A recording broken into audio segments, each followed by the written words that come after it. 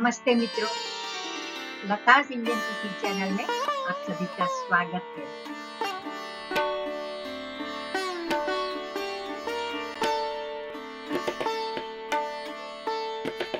गणेश चतुर्थी की आप सभी को बहुत बहुत शुभकामनाएं।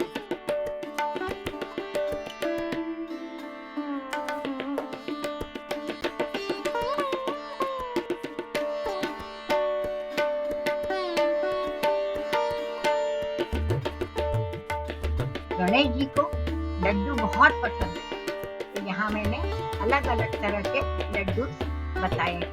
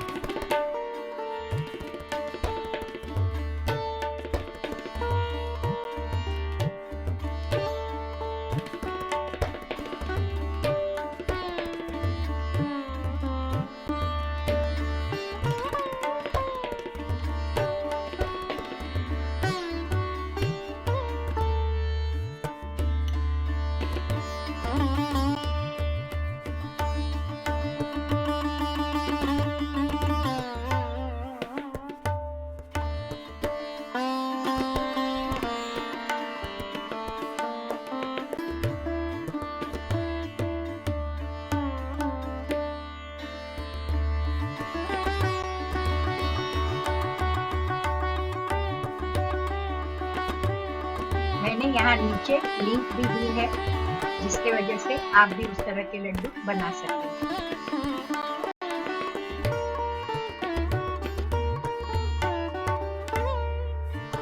अगर आपके कोई क्वेश्चंस है तो मुझे कमेंट्स में पूछिए।